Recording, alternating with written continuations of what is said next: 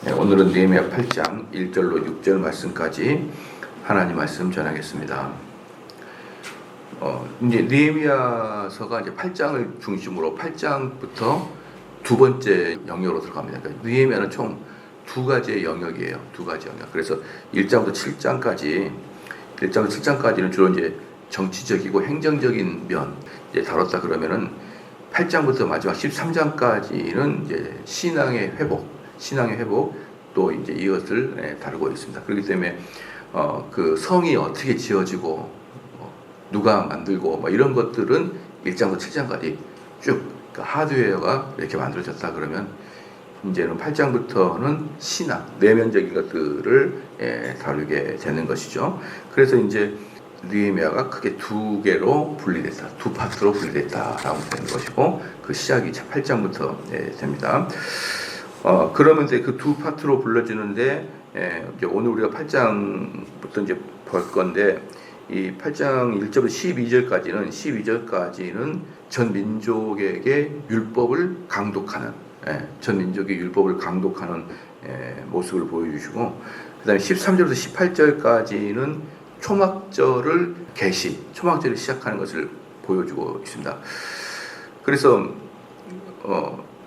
근데 이제 8장에 기록된 이 엄청난 부흥이 일어나거든요. 율법을 낭독하고 낭독한다는 그냥 읽는 것뿐만 아니라 해석하니까 그것 때문에 엄청나게 이제 부흥이 일어나요. 사람들 마음에 뜨거워짐이 생기는데 그러나 이게 또 오래 가지는 못하는 것이죠. 오래 가지 못합니다. 그래서 원리가 있는 것 같아요. 하나님 말씀이 가르쳐질 때는 사람의 마음에 뜨거움, 부흥이 일어나지만 또 그게 끊어지면은 언제 그런 일이 있었냐듯이 사람의 마음은 냉담해지게 되는 것이죠.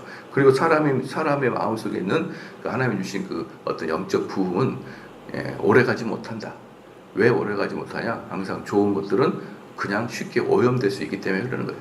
좋은 것들은 쉽게 오염되기 때문에 내가 한때는 은혜를 받았어. 이런 것들은 기독교는 통하지가 않는 거예요. 한때 이런 것은 기독교에 통하지가 않습니다. 어떤 사람 가끔 만나보면은 나는 중고등부 때까지 회장했느니 청년부 때 회장했니 막 이러면서 40살, 50살 될 때까지 교회를 안 다닌 사람도 있어요. 그런 사람들은 제가 말해요. 그런 사람들은 선생님은 믿음이 있었던 게 아니라 그냥 교회가 재밌어서 다닌 거예요. 그거 내가 청년부 회장했다가 그때까지 믿음이 있었는데 상처를 받아서 교회를 안 나갑니다. 그런 말 하지 말고 청년부 때 여러분 우리 청년부들 봐보십시오. 얼마나 어립니까? 그 당시에는 자기들이 인생 살 때는 상당히 성장한 것 같은데 우리 보면은 중학생이나 고등학생이나 청년들이나 비슷하게 생각을 하고 있는 걸 알 수가 있잖아요. 이제 그렇게 하게 되면서 진실의 신앙적인 이유, 성경적인 이유에 깊이 매진되어서 청년부 활동하는 사람이 과연 우리나라 교회에 몇 명이나 되겠냐고요. 몇 명이나.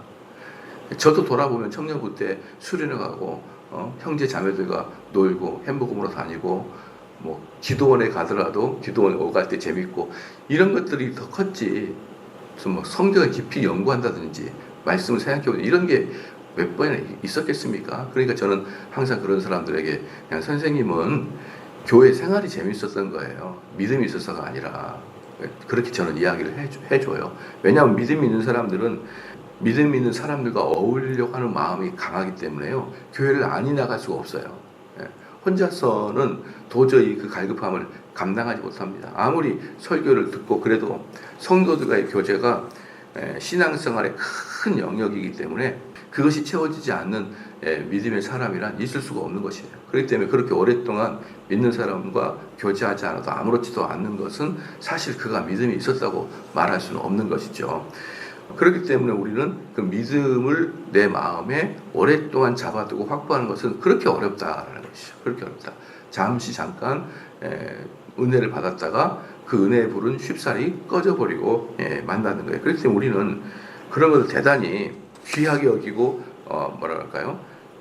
쉽게 나가지 않도록 잘 보존하고 있어야 되는 거예요. 믿음이라는 것은 쉽게 보존하지 않기 때문에 잘 보존하고 있어야 됩니다. 8장 1절에 보니까요. 이스라엘 자손이 자신들의 성읍에 거주하였더니 이스라엘 자손이 자기들의 성읍에 거주하였더니 이 말이 뭡니까? 이제 예루살렘을 만들 때 이전에 예루살렘 성을 재건축할 때 여러분 기억나시죠? 느헤미야가 집에 아무도 못 가게 했어요. 그렇잖아요. 그래서 가까운 데 있는 사람들은 집에 왔다 갔다 하면은 멀리 있는 사람들은 상대적으로 박탈감을 느끼고, 또 집에 가까이 왔다 갔다 한 사람은 늦을 수가 있고, 그러니까 출퇴근이 심지어 도망칠 수도 있거든요. 그렇다 보면은 이 공동체라는 것이 와해되기가 딱 좋기 때문에 아예 이 성벽을 재건할 때는 예루살렘 안에서만 잠을 자도록 이렇게 했습니다. 그런데 이제 예루살렘 성벽 재건이 완성이 되니까 어떻게 됐어요? 각자 자기 집으로 돌아가는 거예요. 각자 자기 집으로 돌아간다. 그래서 자기들의 성읍에 거주할 때 그 말이에요. 원래 다시 자기들의 고향으로 돌아갔다. 일곱째 달에 이르러 모든 백성이 일제히 수문학 광장에 모여. 그러니까 이 지금 느헤미야의 성전 건축이 언제냐? 여기 이제 이스라엘 달력이에요. 지금 양력으로, 지금 태양력으로 말하면은 여기에 7월, 여기에 7월은 태양력으로 말하면 9월에서 10월 사이가 7월이기 때문에 태양력으로 말하는 게 아니라 지금 이스라엘 달력으로 말하면 7월이고, 그리고 성벽이 언제 완성되냐? 자, 문까지 언제 완성되냐? 여기 달력으로 6월 달에 완성이 돼요. 6월 달에.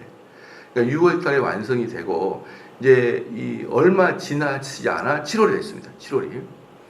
7월에는, 이스라엘 7월에는 크게 세 가지의 절기가 있어요. 세 가지 절기가 있는데, 첫 번째는 나팔절이 있어서 그 7월을 알리는 나팔을 불고, 그 다음에 속죄일이 있어요.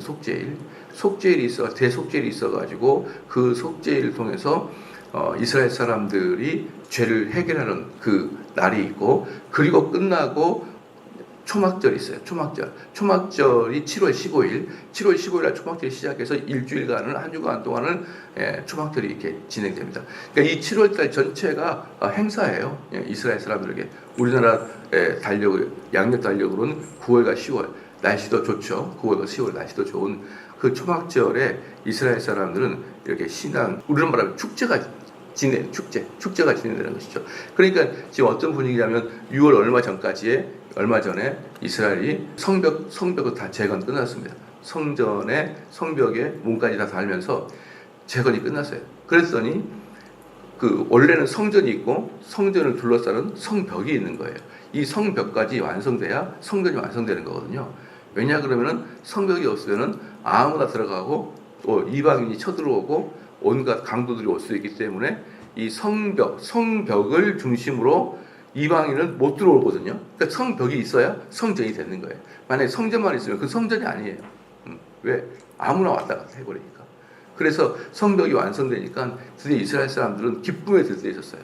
기쁨에 들떠 있었고, 그게 이제 7월달 되기 며칠 전에 성벽이 완성되기 때문에 이스라엘 사람들은 성벽이 완성된 기쁨과 감격, 그리고 며칠 지나지 않아서 7월달에 축제의 시작, 이게 이제 겹친 거죠. 이게 겹쳐서 사람들이 자발적으로 전부 다 예루살렘 성전 앞으로 온 거예요. 자발적으로 온 거예요. 또 이제 왜 자발적으로 오냐면은 이스라엘 사람들은 축제가 시작되면 성전으로 오잖아요. 그러니까 그런 것들이 다 이제 겹쳐가지고 사람들이 너무 기뻐가지고 성전 앞으로 물밀듯이 온 것입니다. 그게 이제 오늘 본문의 1절 말씀이 그거예요. 이스라엘 자손이 자기들의 성읍에 거주하였더니 일곱째 달에 이르러 모든 백성이 일제히 수문학 광장에 모여, 이렇게 된 것이죠. 사람들이 그런 마음을 가지고 기쁨이 온 겁니다. 그러면서 이 사람들이 이제 어떻게 됐냐면은 일제히 학사 에스라에게 여호와께서 이스라엘에게 명령하신 모세의 율법책을 가져오기를 청하며, 그러니까 이 사람들이 자발적으로 학사 에스라에게 율법책을 가져와서 우리에게 낭독해 달라라고 요청을 한 거예요. 77절 있잖아요. 7월 달에 행사잖아요. 나팔절. 그러니까 7월 1일 날 나팔절이거든요. 그 다음에 7월 10일이 속죄일이고요. 그 다음에 7월 15일이 초막절이 시작된 날이에요. 그러니까 이게 이제 이 축제 기간 동안에 들떠있죠. 성벽이 완성 들떠있죠. 그리고 또 그동안에 하나님 말씀을, 근데 이제 왜 이제 이 사람들이 특징이 뭐냐면요. 사람들이 하나님 말씀을 안 들으면 하나님 말씀 귀한지 몰라요. 그래서 하나님 말씀처럼 안 가르치는 경우가 되게 많잖아요. 설교를 들어보면은 저게 하나님이 우리에게 하신 말씀인지, 아니면 그 성경을 가지고 목회자가 이 땅을 슬기롭게 살아가는 방식을 목사가 다시 재정립해가지고 가르쳐줄지, 목사의 아이디어인지, 하나님 말씀을 그대로 전하는 것인지는 저는 들으면 다 알거든요. 다 알아요. 그런데 이제 일반인들은 그걸 알 리가 없죠. 다 성경을 가지고 이야기하니까 하나님 말씀을 듣는 것 같고 설교를 듣는 것 같지만, 저는 다 들어보면은 저게 목사님이 본문을 손보고 있구나라는 생각이 많이 들어요. 본문을 가지고 우리 성도들에게 유익한 것을 전달하려고 본문을 이렇게 손대고 있구나라는 걸 많이 했어요. 그러니까 그 목사님도 성도들을 속이거나 성도들에게 안 좋은 걸 하려고 하는 게 아니라 이 본문에서 좋은 걸 끄집어다가 성도에게 먹이고 싶은 마음으로 목사는 설교를 만드는데, 제가 듣기에는 그 본문은 그 뜻을 말하고 있는 게 아니거든요. 그런 게 대부분입니다, 여러분. 다시 말씀드리자면 그 목회자가 악한 마음으로 한 거 아니에요. 그 목회자는 이 본문을 가지고 성도에게 유익을 주려고 설교를 만드는데, 성령이 말하고자 하는, 성경의 본문이 말하고자 하는 것을 그대로 전달하지 않고 다른 방식으로 전달하고 있는 것이 대부분의 목회자들입니다. 그런 교회들은 성도들이 맥이 풀려 있어요. 그 하나님의 말씀을 들으려면 아침부터 오거나 저 멀리서 오거나 아이들이 오거나 이런 게 없고, 예배 시간이니까 참석하면서 그냥 들어요. 그런 분들의 특징이 뭐냐면요, 하나님 말씀의 해석에 대해서 큰 가치를 부여하지 않습니다. 큰 가치를 부여하지 않아요. 제가 이제 많은 경우에 사람들한테 대화를 해보면, 아니 자기 담임 목사에 대해서 안 좋게 말하는 게 꽤 많아요. 설교가 들립니까? 꼭 이런 말을 합니다. 교회가 설교 들으러만 가는 건 아니잖아요. 그 설교 말고도 어떻습니까? 찬양도 있고 교제도 있고 또 여러 가지 행사들도 있잖아요. 여러 가지들이 포함돼서 교회지, 교회가 꼭 말씀만 들으러 가지 않지 않아요. 이게 딱 머리에 박혀 있어요. 신기합니다. 그래서 목사님 교회에서 어떻게 말씀을 은혜 받습니까? 이렇게 말하면은 어떤 사람들 우리 목사님 진짜 좋아 이렇게 말하는 데 있는데, 많은 부분은 교회에 꼭 말씀만 들으러 갑니다. 이런 데 꽤 많아요. 이런 사람들은 오랫동안 하나님 말씀을 먹어보지 않아서 이 하나님의 말씀이 얼마나 대단한지를 깨닫지 못하고 교회를 다니는 거예요. 만약에 그것을 깨닫는 사람이라 그러면 어때요? 당장 교회를 옮겼을 거예요. 그런데 그러지 않고 자기가 다녔던 교회를 계속 다니면서 그냥 다니는 사람이 의외로 많습니다. 근데 그런 사람들은 뭘 모르는 거예요? 하나님 말씀이 얼마나 달고 오묘하고 강력하고 우리의 삶을 소생시키고 이런 것을 경험 못 해보니까 이런지 몰라요. 그런데 여기서 보니까 사람들이 모여가지고 다 예스라한테 가가지고 학사 예스라요, 빨리 율법책 가져와서 우리에게 낭독해 주십시오. 이렇게 요구하는 것은 이들은 뭐하고 있었다? 하나님 말씀을 계속 공부하고 있었다는 거예요. 이 백성들이. 그 뜻이에요. 갑자기 이러지는 않습니다. 그러면 여기서 문제가 다 해결되는 거예요. 그렇다 그러면 지금 느헤미야가 3차 포로기한에서 온 거잖아요. 3차 포로기한에 와가지고 55일 동안 성벽을 다 싼 거예요. 제가 봤을 때 55일 동안 성벽을 싼 것은 약간 부실공사가 아닐까라는 생각도 들어요. 55일 만에 쌓을 수가 없거든요, 그걸. 근데 어쨌든 55일에 싹 쌓아가지고 빨리 끝내가지고 이제 성벽이 완성됐거든요. 그런데 에스라가 2차 포로기한은 에스라가 포로기한, 3차 포로기한은 느헤미야, 1차는 수룹바벨, 에스라, 느헤미야 그랬잖아요. 그럼 에스라가 처음에 와가지고, 에스라서에서 처음에 와가지고 율법을 강독하는데, 그때부터 지금 오늘 여기까지가 장장 13년의 세월이 걸립니다. 13년에. 그러니까 에스라가 2차 포로기한 와가지고 율법을 낭독하고, 그리고 느헤미야가 성벽 재건을 완성했을 때 이때까지가 13년이 걸리는데, 그때까지 에스라의 행적이 묘연합니다. 에스라가 어디에서 뭘 했는지 몰라요. 그런데 얼마든지 추론 가능합니다. 뭐였습니까? 소그룹 3355 모임에 성경을 공부하고 있었던 거예요. 에스라는. 이제 처음에 시작해가지고 에스라가 율법을 낭독하고 그때 부흥이 일어났거든요. 에스라가 포로 귀환해가지고 그 다음부터 13년 동안에 에스라는 성경에 등장하지 않았습니다. 근데 갑자기 오늘 8장이 등장하는 거예요. 등장했는데 어떻게 등장하냐면 사람들이 에스라를 불러가지고 오늘 축제에 설교를 하게 해달라. 이제 그렇게 얘기한 거예요. 그러니까 많은 사람들이 에스라에게 성경 공부를 받고 있었던 것이죠. 크거나 작거나 그룹으로 해가지고 성경 공부를 받고 있었던 거죠. 이제 그런 사람들 마음속에 오늘 같은 날, 성벽이 재건되고 완성되는 날, 또 7월달 행사가 시작된 이때에 우리는 언제 하나님께 예배를 드려야 됩니다. 이 마음이 그냥 자연스럽게 있었던 것입니다. 자식 있어요. 만약에 포로 귀환해가지고 이렇게 에스라가 성경을 공부하지 않았으면 이들은 성경을 낭독하고 들을 생각도 안 했을 거예요. 근데 에스라를 불러가지고 성경을 낭독해달라 하면서 에스라에게 요청하는 거예요. 그렇게 하니까 8절의 마지막에 여호와께서 이스라엘에게 학사 에스라에게 여호와께서 이스라엘에게 명하신 모세의 율법책을 가져오십시오. 가져와서 우리에게 율법을 낭독해 주십시오라고 청한다 그랬습니다. 그러니까 이들이 얼마나 하나님 말씀을 사모하는지를 알 수 있다는 거죠. 우리 교인들도 얼마나 사모했는지 이 에스라의 회중들과 우리 교회 회중들 한번 비교해보면 또 재밌어요. 이것도 봐봅시다. 2절에 일곱째 달 초하루에 제사장 에스라가 율법책을 가지고 회중 앞 곧 남자나 여자나 알아들을 만한 모든 사람의 이름에 일곱째 달 초하루 7월 1일입니다. 예. 7월 1일에 뭐라고 했습니까? 나팔절이라고 했잖아요. 7월 달에 행사를 가리킨 나팔절이에요. 그러니까 여기서 모여서 하루에 제사장 에스라가 율법책을 가지고 회중 앞 곧 남자나 여자나 알아들을 만한 모든 사람의 앞에 이름에, 그리고 3절에 수문앞 광장이거든요. 수문앞 광장인데 여기서 이제 뭐냐면은 이들은 성벽을 딱 쌌잖아요. 성벽을 딱 쌌어요. 성벽을 싸고 그 성벽 안에 성전이 있잖아요. 그런데 이 성벽 안으로 아무나 못 들어오는 거예요.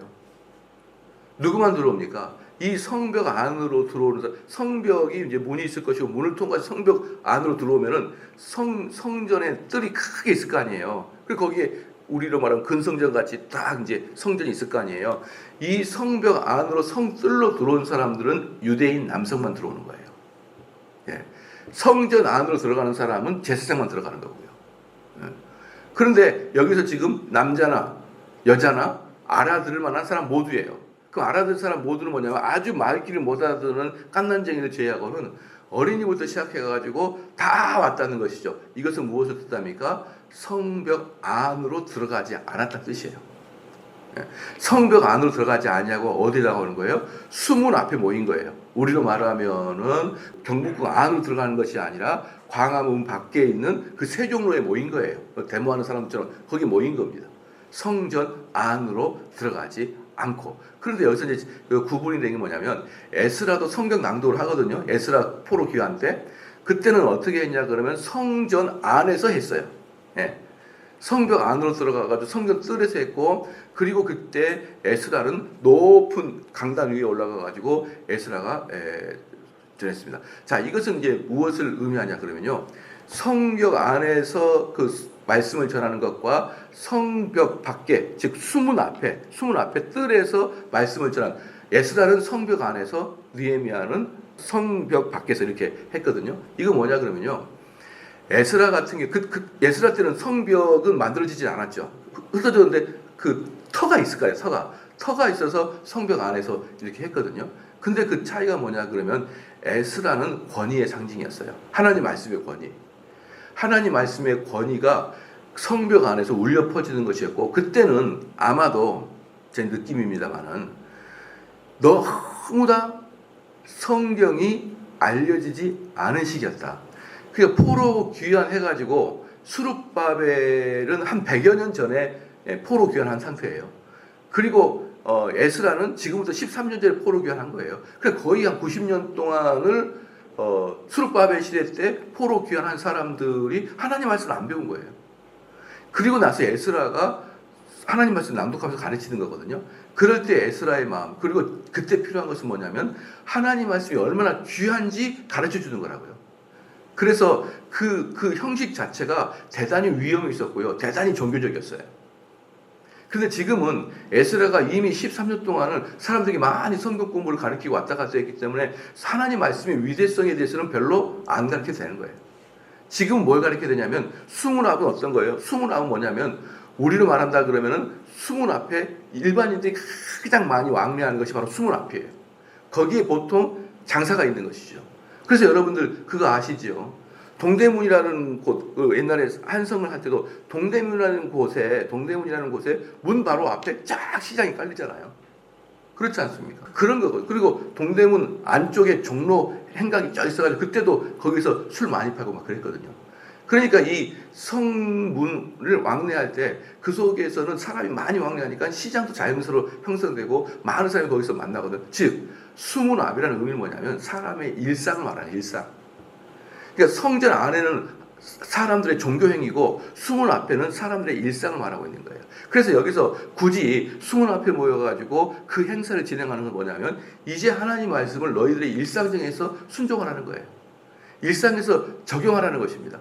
에스라는 하나님 말씀이 얼마나 위대한지를 보여줬다 그러면 느헤미야 시대 때는 이미 하나님 말씀이 위대한지 다 알겠으니까 이제 너희들이 일상에 이걸 적용할 수 있도록 하라는 의미였어요. 그렇기 때문에 느헤미야 때는 수문 앞에 모였고 에스라 때는 성전 안에서 설교를 했던 것입니다. 좀 이해가 되셨죠? 그래서 여기서 남자, 여자가 알아들을 만한 모든 사람이 수문 앞에 모였다니까 다 모였다는 거예요.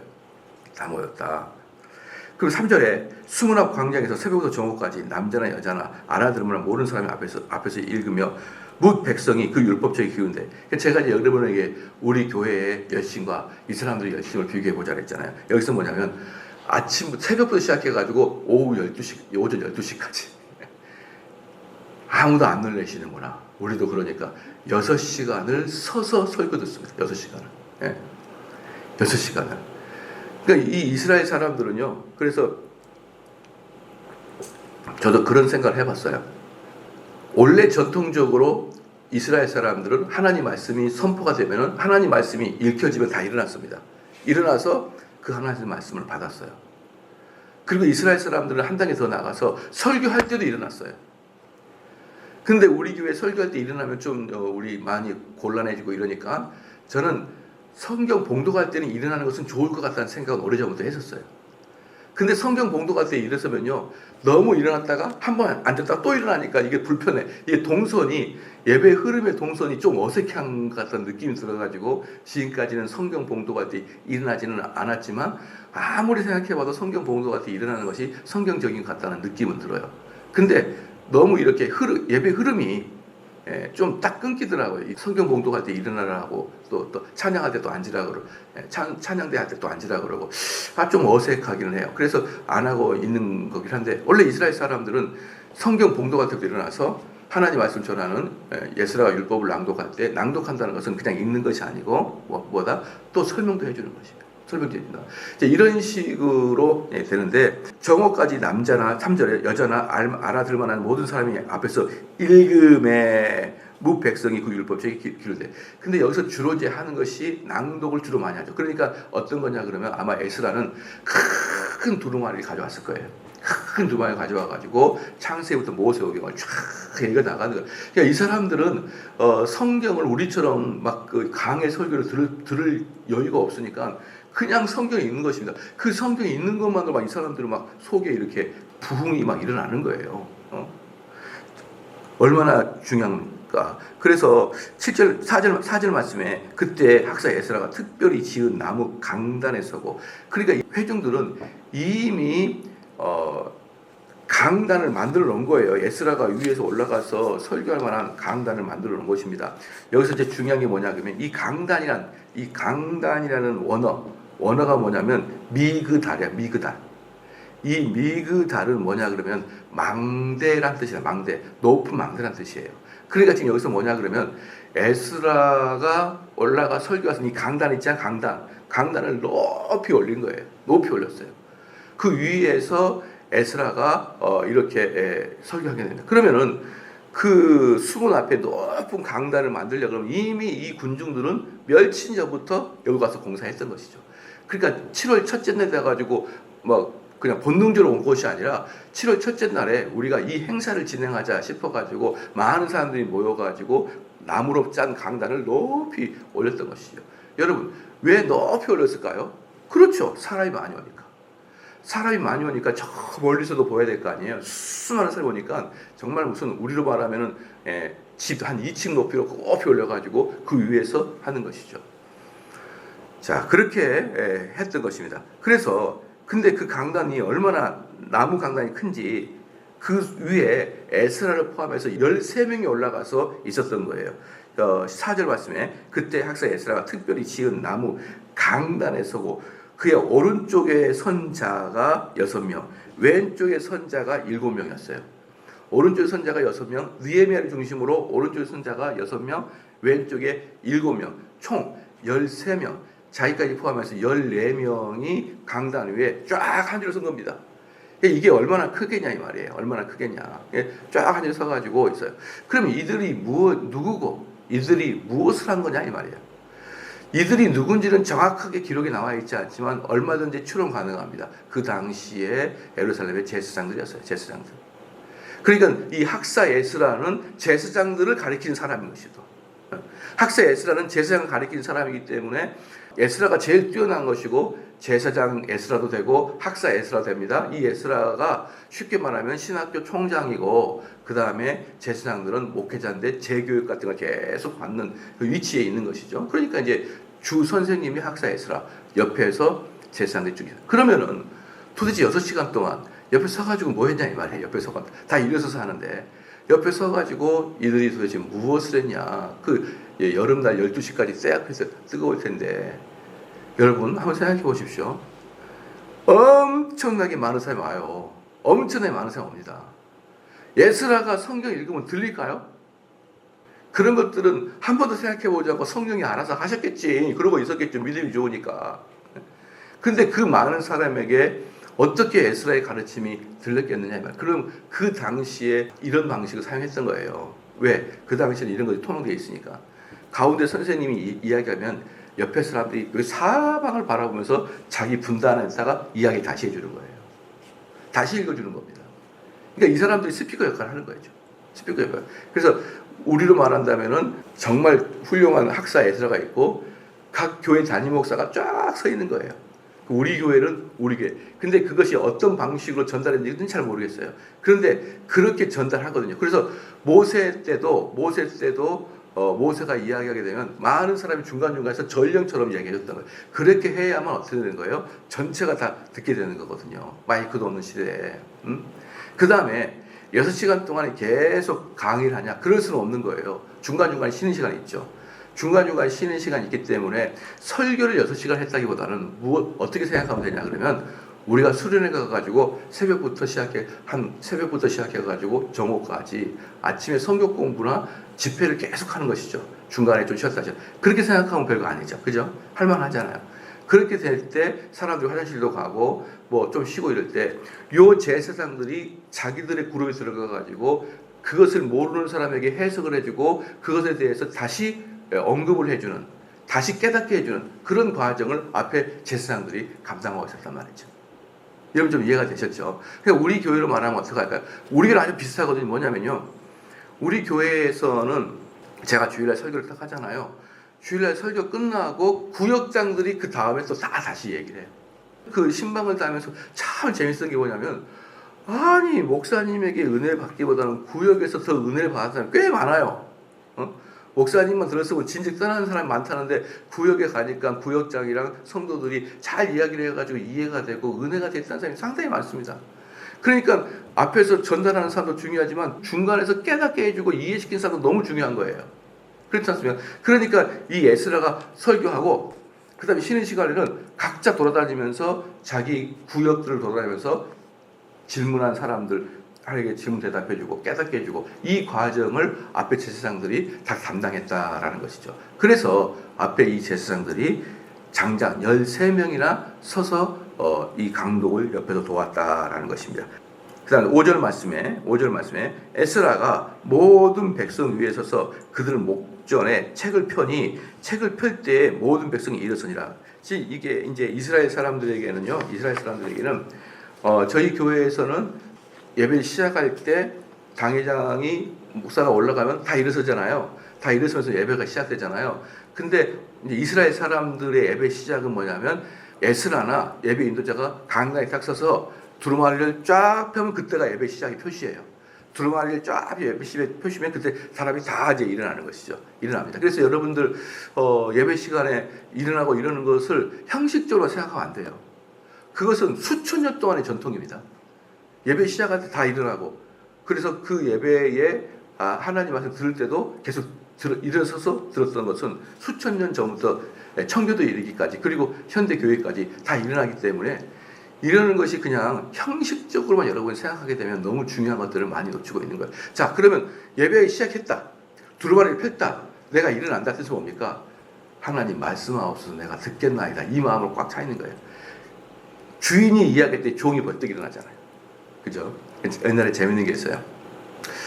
그 옛날에는 예수님께서 그 산상수훈을 할 때 예수께서 앉으시사 이렇게 하거든요. 그럼 예수님 때는 어떻게 됐냐면 예수님 때는 랍비들이 앞에 가가지고 딱 앉으면 예배가 시작되는 거예요. 앉으면 예배가 시작되고 그래서 그때 율법을 낭송할 때 사람들이 일어나는 거지. 그렇잖아요. 그러니까 설교를 전하는 사람은 앉아서 설교를 전하고 설교를 전하다 일어나는데 지금은 설교자만 일어나고 나머지 다 이제 언제부터 이게 됐는지 이게 그런 수상한 거 알아봐야 될 것 같아요. 지금은 목사만 일어나고 성도는 앉았어요. 완전히 바뀌어 있지만 뭐 그게 중요하겠습니까? 어쨌든 우리들 마음 속에는 어떤 마음이 있어야 된다는 것이죠. 하나님 말씀이 떨어질 때 그것에 종처럼 종이 주인의 말을 서서 듣잖아요. 종처럼 듣겠다는 그 마음 자세가 너무 중요하다는 것이죠. 중요하다는 것입니다.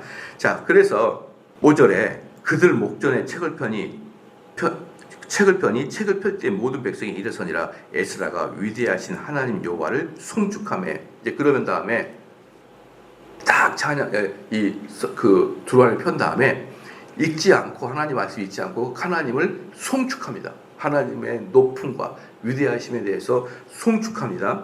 송축하면은 하나님 여호와를 송축하며 모든 백성이 손을 들고 아멘 아멘 하고 응답하고. 여러분 하나님 말씀 들을 때 은혜가 될 때 아멘 하는 것은 수천 년의 역사예요.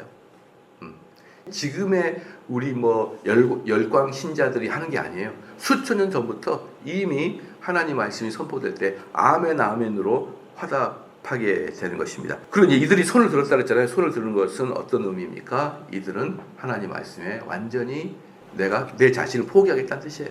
내가 하나님 말씀에 항복하겠다는 뜻입니다. 하면서 맞습니다. 하나님 말씀이 맞습니다. 아멘 아멘 하고 응답하고 몸을 굽혀. 여러분 그리고 이제 응답해서 몸을 굽혔는데 이 몸을 굽혀 얼굴을 땅에 대고 여호와께 경배하니라. 그러니까 어때요? 한마디로 큰절한 거예요. 아멘 아멘 다음에 하나님 말씀이 딱 읽어지려고 그럴 때 몸을 굽혀 땅에 대고 얼굴을 땅에 대더라라는 것이죠. 그러면 이것이 어떤 것이냐면요. 이것을 역사적 사적으로 본다 그러면요. 원래 이스라엘 사람들은 성전 중심의 예배였거든요. 성전 중심의 예배였는데 바벨론으로 포로로 끌려가니까 성전이 없어져 버린 거예요. 그러면 성전이 없어지면서 회당 중심의 예배가 된 거예요.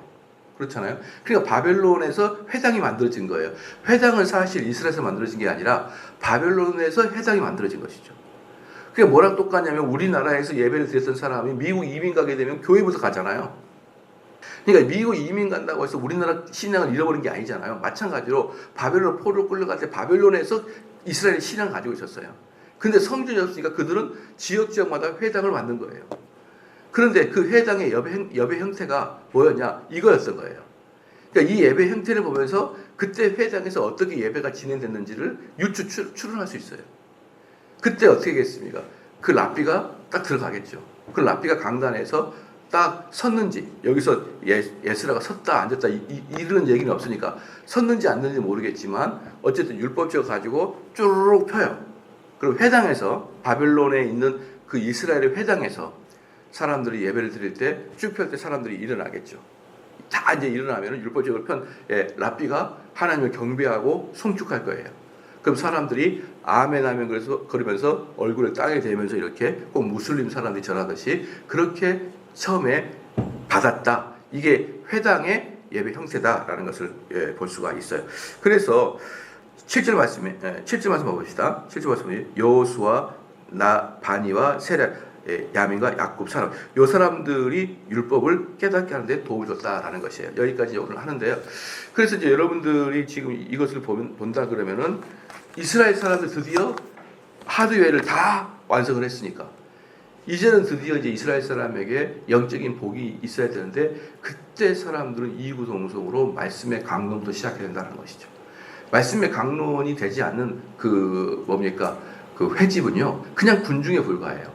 말씀의 강론이 있어야지만 그때부터 진짜 이제 부흥이 시작되는 거거든요. 그래서 아까 제가 초두에 말씀드렸듯이 이 말씀에 대한 강력한 매력에 끌려있지 않은 사람들, 말씀에 대해서 강력하게 끌려있지 않은 사람들의 교회 모임은요 정말 허수아비와 똑같습니다.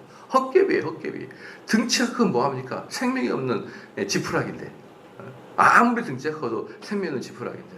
그러나 예스라가 소그룹과 대그룹을 돌아다니면서 성경 공부 10년, 13년 동안 했더니 그 많은 사람이 어때요? 살아있잖아요. 살아있잖아요.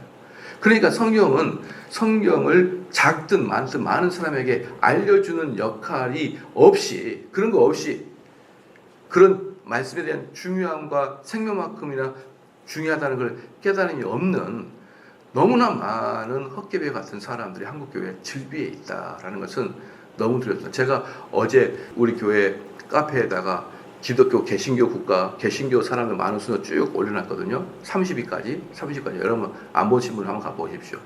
1등이 미국이에요. 1등이 미국입니다.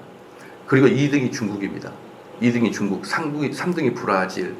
왜냐하면 그런 프론테지 작아도 인원수가 많으니까 워낙에. 중국, 브라질, 우간다.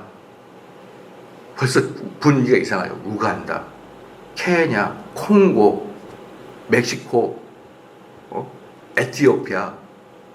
그 다음에 또 아시아에서는 제일 많은 데가 한국이 아니더라고요. 뭐 인도네시아가 인구 자체가 워낙에 많아요. 인구가 3억이니까 교인 수가 프로테자가도 인도네시아, 인도, 또 이름 모를 여러 나라. 그 다음에 알만한 이름 중에는 영국, 독일, 캐나다. 이건 잘못된 거예요.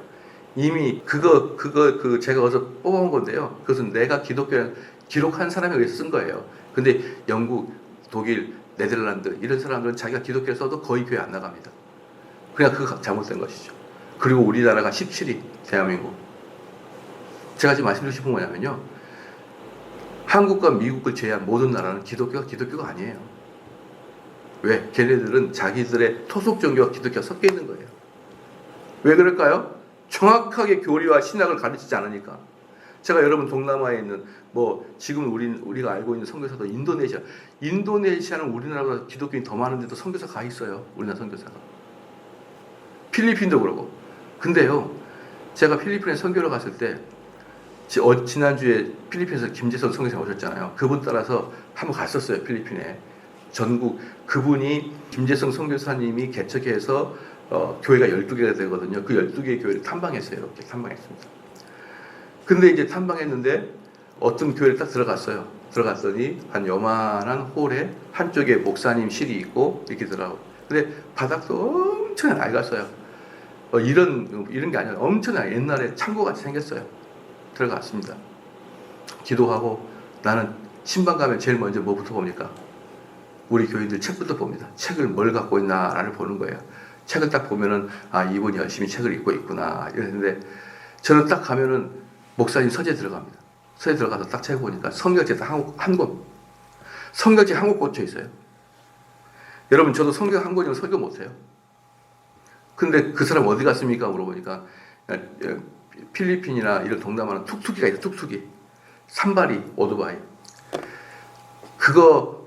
그것을 평일날은 그 직업을 가지고 있어요. 툭툭이 타고 가면서 사람 태워서 택시비로 벌고 토요일날 성경책 한 권 들고 설교 준비합니다. 여러분 그게 교회 맞습니까?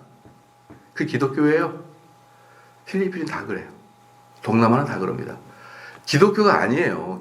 기독교는요. 사랑하는 성도 여러분, 기독교는 믿음에서 나는 거고 믿음은 들음에서 나는데 들음은 하나님 말씀 깊이 연구해요. 하나님 말씀 연구 없이 진행되는 예배는 인간의 본성과 예수라는 신이 붙어가지고 우리의 어떤 내면의 종교심을 자극하는 것. 그들의 마음속은 자연인과 똑같아요. 자연인과 똑같은데 어떤 사람은 교회 가고 어떤 사람은 성당 가고 어떤 사람은 절에 가는 거예요. 여러분 저는 그런 기독교를 안 봐요. 사람들 입에서 예수라는 입이 나와도 그런 기독교를 안 봅니다. 근데 그런 나라가 동남아 전체입니다. 동남아 전체. 여러분 동남아에서 좋은 신학이 나온다? 만약에 그랬으면은 우리나라 사람들 중에 신대원 나온 사람이 동남아로 신학교 유학 가야죠. 여러분들 주변에 동남아로 신학교 유학 간 사람 단 한 명이나 들어봤어요? 일본으로 유학가 들어봤습니까? 아무도 없어요. 우리나라 사람들이 유학 가는 나라는 딱 두세 개 국가예요. 미국, 영국, 그 다음에 네덜란드. 요 세 나라만 유학을 갔는데 그나마도 영국은 지금 가지 않고 그나마도 네덜란드 거의 가지 않고 이제는 미국을 많이 가요. 거의. 여러분 제가 말씀드리고 싶은 거냐면요. 말씀을 바탕으로 체계적으로 신학을 가리키고 신앙을 유지하는 국가는 대한민국하고 미국 두 나라밖에 없어요. 깜짝 놀랐죠. 전 세계에서 교리와 신학을 탄탄히 가지고 있는 나라는 한국과 미국 두 나라밖에 없다는 걸 꼭 기억하십시오. 다른 나라 기독교는요, 죄송합니다. 기독교가 아니에요. 기독교가 아닙니다. 절대로 아닙니다. 기독교. 그들은 자신의 무속신학과 자신의 토속신학과 인간의 본성이 뒤섞여 있는 그런 기독교이지. 지금 여러분 서창호 목사님 아시죠? 서창호 목사님이 40일 동안 케냐에 선교를 갔어요. 40일 동안. 케냐에서 사역하고 있는 총신이 나온 목사들이 자기 스승 서창호 목사님을 초대해가지고 목사님 여기서 일주일간 좀 강의해 주십시오. 여기서 일주일 강의 이렇게 40일 동안 다니셨어요. 40일 동안. 그래서 얼마 전에 왔다고 연락 왔는데 정 목사 케냐는 기독교가 아니야. 뭐 이 사람들은 성경도 안 읽은 사람들이 목사가 수두룩해.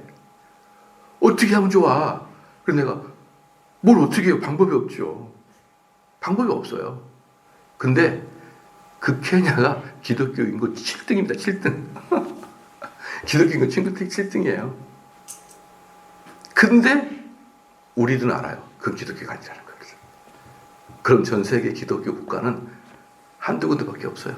한두 군데밖에. 그래서 저는 미국이 너무 좋은 거예요. 미국은 너무 좋아요. I love America, I love USA. 예. 나는 은퇴하면 미국 가 산다. 이렇게 얘기했더니 미국인 사람이 그러더라고요. 국가에서 비자 내주간?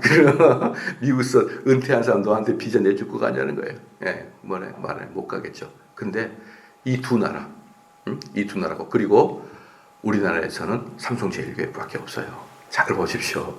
여러분 교회에서 교리 가르치고 신학 가르치는 교회가 몇 군데나 있을 것 같아요. 한번 생각해 보세요. 지금까지 여러분 지금까지 살아온 한번 생각해 보세요. 지금까지 살아오면서 튤립 교리니, 뭐 파이브 솔라니, 뭐 이런 교리니, 신론이니, 기독론이 이걸 체계적으로 전문적으로 배운 교회가 있었어요? 없었잖아요. 그렇기 때문에 전 세계에서 삼성제일교회는 거의 없어요. 이런 교회는. 그나마 미국과 한국인데 한국도 우리처럼 체계적으로 교리를 가르치는 교회가 거의 없잖아요. 그러니까 전 세계에서 우리 교회는 랭킹 1이라고 보면 딱 적당합니다. 그게 여러분에게 교만하라. 제가 잘 가르치는 건 아니에요. 위기의식을 가지라. 이거 큰일 났다. 정말 이러다가 하나님 나라가 없어져 버릴 것 같다. 라는 생각이 너무나 들어요. 어저께 어떤 분이 그러더라고요. 내가 이 말씀하니까 목사님 그렇게 되고 말씀에 믿는 자가 없어지면 주가 오실 날이 가까운 거 아니에요? 또 그렇게 해석하니까 또 그렇게 해석이 되긴 하는데 그러나 우린 그거 바라보고 있는 게 아니라 우리 교회와 같이 이런 시스템을 갖추는 교회로 저는 다시 한국교회에다가 선전하고 싶어요. 교회는 이래야 된다. 교회는 이런 모습으로 진행돼야 된다는 것을 한국교회에다가 다시 알려야 됩니다. 왜? 한국교회가 전 세계 교회에 뿌리가 되어 있으니까 그런 거예요. 기도하시겠습니다.